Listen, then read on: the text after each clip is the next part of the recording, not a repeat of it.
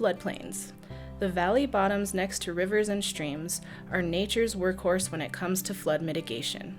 But to do their job of spreading and holding floodwater and its debris, the river needs to be connected to the floodplain. Let's listen and learn as Craig Sponholtz describes a flood mitigation project on the Upper Gallinas River. I'm Craig Sponholtz with Watershed Artisans here outside the village of Gallinas on the Gallinas River. We're on a city property, and we've been working here for the last 3 weeks on a project that's designed to increase the floodplain area so that some of the post-fire floods that we've been getting after last spring's wildfire have some room to move out onto the floodplain, deposit debris and sediment, and also take some pressure off of the river.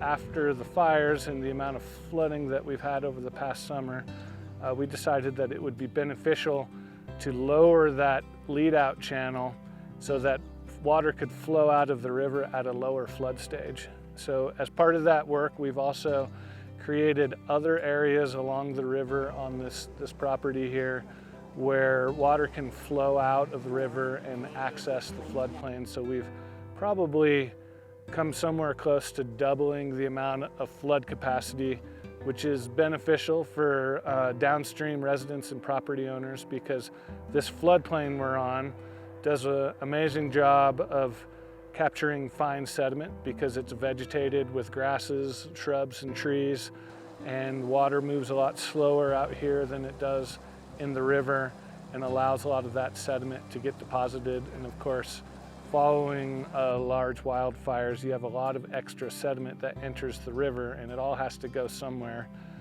In addition to that, there's also a lot of woody dead debris from trees that have burned and trees that have died and broken off and ended up in the river one way or another. So this creates another place for some of that material to be deposited rather than being carried downstream into some of the city's infrastructure.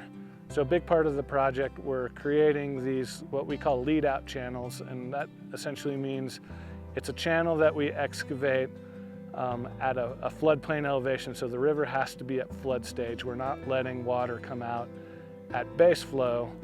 We want to capture some of the small floods and lead them out onto the floodplain. So that's what these channels do. And we're just removing, in places, 100 yards or so lengthwise of channel that would allow water to get to areas that wouldn't otherwise be able to get to on historic floodplain. So we've done 3 of those lead-out channels, and then we've also constructed quite a few log jams along the river. These are constructed log jams.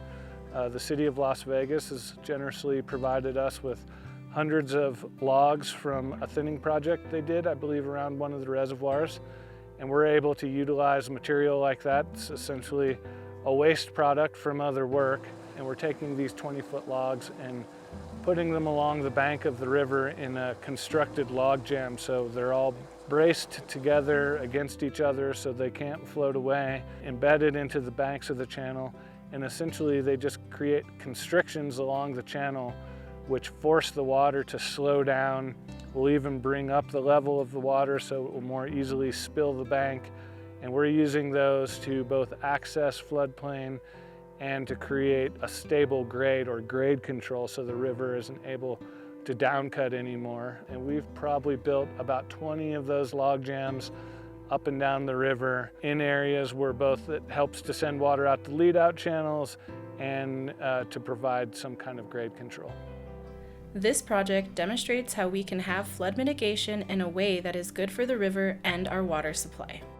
Reconnecting floodplains to their rivers is like reconnecting our community, so we can work together effectively to address the challenges of fire and climate change. Hermit's Peak Watershed Alliance is using low-tech, cost-effective, watershed-friendly techniques to help our communities rebuild after fire and create more resilient watersheds for the future.